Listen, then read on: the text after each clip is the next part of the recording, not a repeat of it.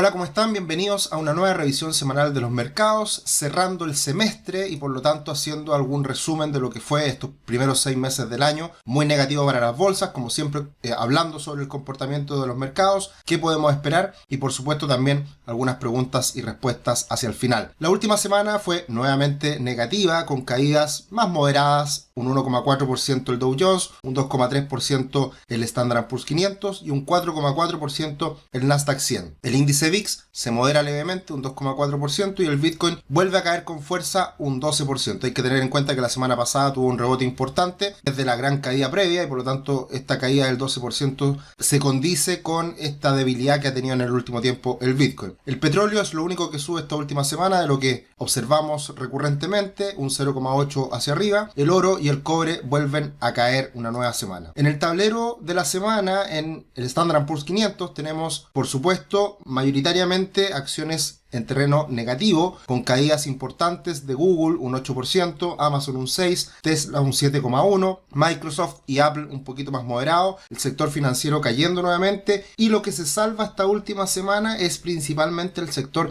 utilities. De hecho, vamos a mirar más adelante el sector utilities es uno de los sectores que se comporta de mejor manera cuando tenemos un debilitamiento económico, y da cuenta de aquello en la parte inferior derecha, que el sector utilities es precisamente el que está más verde en la última semana. Sector energía se recupera levemente, pero en general tenemos comportamientos negativos esta última semana. Sorprende, y bueno, va en línea con la caída de las tecnológicas, Nvidia, que cae un 15%, esta empresa gigante de semiconductores, de chips, que vuelve a pasarlo bastante mal. Nos había quedado pendiente dentro de las imágenes, los cómics de Investing, esta imagen en que muestra a los pronosticadores del tiempo, en este caso del futuro económico, hablando de esta posible recesión en Estados Unidos. Tenemos ahí a JP Morgan y a Goldman Sachs hablándonos de estas posibilidades de recesión de cara al futuro. Y mirando esta última semana a Twitter, por ahí alguien comentaba que esta ha sido una de las recesiones más anticipadas de la historia. Todo el mundo habla de recesión y obviamente cuando se trata de expectativas en la economía, cuando todo el mundo está pesimista, finalmente esto se termina ratificando. Ahora, lo hemos hablado en otras ocasiones, hemos hecho webinars al respecto, en que creemos que esta recesión no necesariamente va a ser el descalabro para la economía y una recesión del estilo 2008-2009, en donde colapsó el mercado financiero, el sistema financiero, o como fue la Gran Depresión de los años 30. Esto es una recesión, si es que se concreta, que podría durar menos tiempo, que podría ser más corta, que podría ser de menor impacto, porque venimos de un impulso económico muy potente. Así que hay que siempre tener en consideración las magnitudes de una recesión, por ende, cuánto puede llegar a impactar al bolsillo de las familias y cuánto puede durar esa recesión. Eso es muy importante y yo tengo serias dudas de que esto vaya a ser la gran recesión que destruya al mundo, como siempre se quiere decir en muchos medios de prensa y también hoy en día por parte de muchos influencers que hablan de estos temas.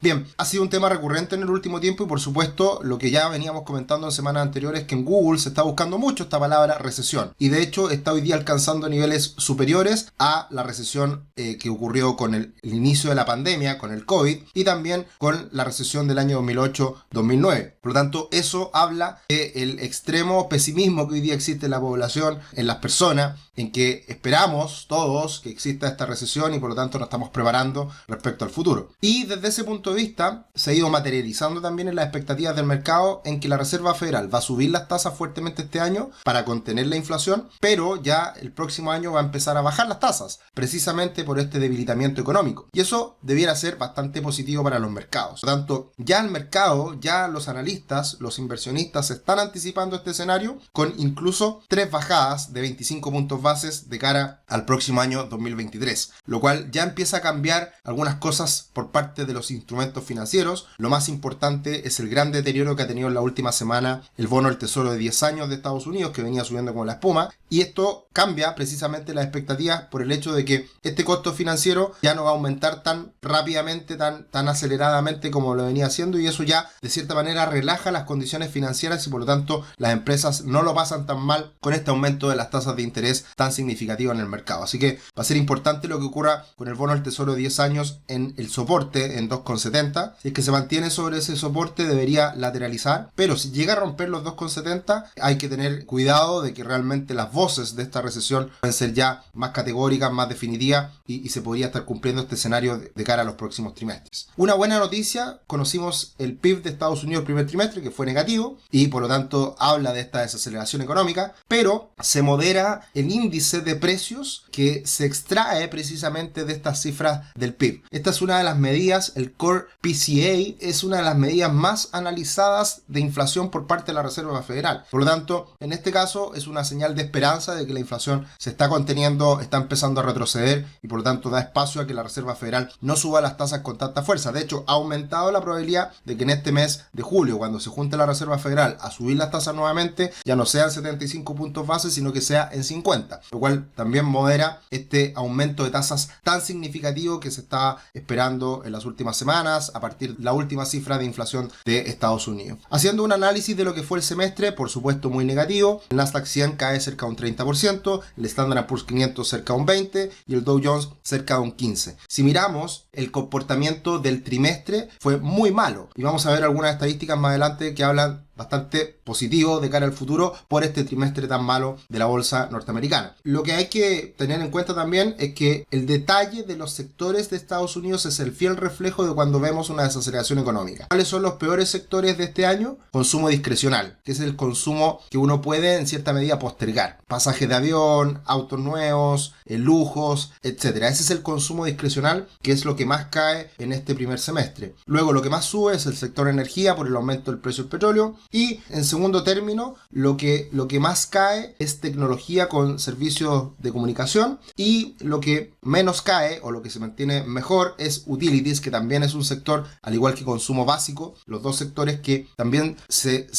comportan bastante favorable cuando vienen dificultades económicas. Así que el desempeño de los sectores de Estados Unidos es el fiel reflejo de esta desaceleración que estamos viviendo hoy en día en Estados Unidos y el mundo. Por supuesto, la corrección en los mercados ha sido importante, ya hay una pérdida significativa de patrimonio global en cuanto a los mercados financieros y eso da cuenta también del comportamiento que está teniendo la bolsa norteamericana y esa caída que estamos observando hoy día como corrección del gran impulso post pandemia que hemos visto en los mercados globales. Como siempre, los dejamos cordialmente invitados a que nos sigan en nuestro canal de YouTube, que se suscriban, compartan esta información si es que lo encuentran valioso, todas las semanas hablando de finanzas personales y educación financiera y por supuesto acompañándolos en alcanzar tu libertad financiera. A lo que nos dedicamos es asesorar a nuestros clientes en que tomen las mejores decisiones, sueñen grande y construyen un patrimonio para tener más tranquilidad y libertad financiera en el futuro. ¿Qué podemos esperar de cara a la próxima semana? Tenemos las minutas de la Reserva Federal, que siempre son importantes en el detalle, qué es lo que se discutió, cómo se tomó la decisión de subir las tasas a 75 puntos bases y también muy importante las cifras de empleo, que si se anticipa una recesión en Estados Unidos, las cifras de empleo se tienen que comenzar a deteriorar y todavía no ocurriría. En el mes de junio todavía se estarían creando nuevos empleos, 275.000, y la tasa de desempleo seguiría en pleno empleo en el 3,6% en Estados Unidos. Así que por ese lado todavía no hay señales concretas de una desaceleración, de un empeoramiento de la economía en el corto plazo, en el presente. Y teniendo en cuenta lo que viene de cara al futuro, un gráfico que constantemente estamos monitoreando es el ratio precio-utilidad de Robert Shiller, el famoso CAPE, que este indicador toma en consideración los últimos 10 años de utilidad y los compara con los precios actuales de las acciones y ha tenido una caída importante en el último tiempo. De todas formas, sigue estando en niveles elevados, no al nivel alcanzado en la crisis tecnológica, pero de todas formas está en niveles altos y sí se ha ido moderando en el último tiempo. Por lo tanto, depende mucho lo que ocurra en el futuro con este indicador, con las utilidades futuras. Voy a adelantar un poquito con lo que está pronosticando Goldman Sachs, que ve un precio en el Standard & Poor's 500 en 4.300 puntos en función de las utilidades esperadas que debieran seguir subiendo en los próximos trimestres. Por lo tanto, desde ese punto de vista, con utilidades favorables, no deberíamos preocuparnos y debería volver a recuperarse la bolsa teniendo en cuenta estas utilidades que no debieran decaer. Ahora, ¿Por qué la bolsa estaría a niveles más bajos? Porque tenemos hoy día una tasa de descuento más alta. Hay más riesgo y hay mayores tasas, lo cual hace que las valorizaciones sean menores. Y teniendo en cuenta lo que viene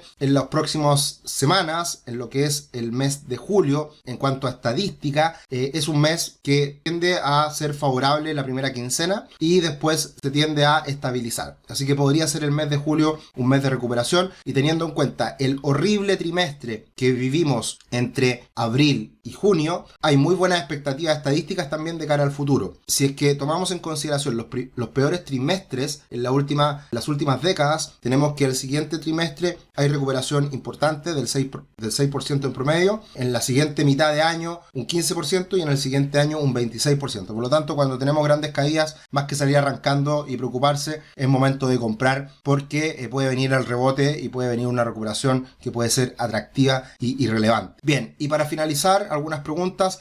Juan Serpa nos dice: ¿cómo se explicaría que los retiros de la AFP y los IFE en general llevan descontinuados más de 6 meses, pueden seguir siendo culpables de la inflación de más del 10% actual? Voy a comentarlo más adelante con un gráfico precisamente de lo que nos mostró en el IPOM el Banco Central en el último reporte. Hola Sergio, nos dice Fabián: ¿consideras que hay una burbuja inmobiliaria en Estados Unidos? No lo creo. De todas formas, han subido mucho los precios en el último tiempo y debería venir una desaceleración. Pero así como burbuja y ver un estallido en esta burbuja y una crisis a partir de aquello, no lo veo, y sí espero una moderación. Y Yanni Morelo nos dice: ¿qué pasa? ¿Cómo funciona el valor del precio del ETF? Se dice que el precio de un ETF sigue el índice de su base. Yo tengo el ETF BOO que sigue el índice Standard & Poor's 500. Pienso que si todos los que tenemos el ETF decidiéramos vender en $2, el valor del ETF ya no seguiría el valor del Standard & Poor's 500. Lo que pasa, Yanni, en los mercados financieros existe el arbitraje. Si tú me vendes algo a precio regalado y por otro lado yo lo puedo vender a un precio muy superior, yo te compro a ti esos ETF a $2 y los vendo en el mercado al precio que corresponde, porque ese ETF trae adentro todas las acciones del Standard & Poor's 500. Entonces uno puede hacer ese arbitraje, y por eso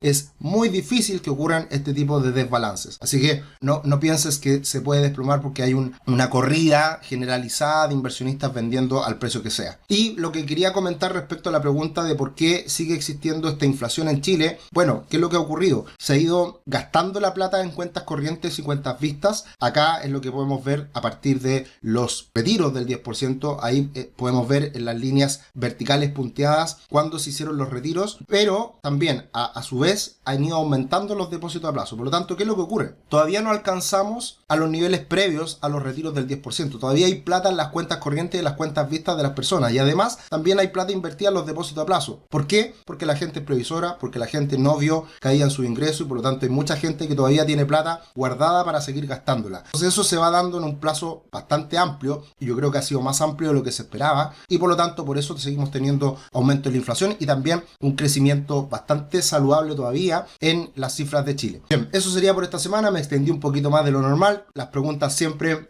son buenas responderlas, así que muchas gracias por sus comentarios, muchas gracias por sus felicitaciones. Nos vemos en la próxima semana con la nueva visión semanal de los mercados. Un abrazo, que estén bien. Chao, chao.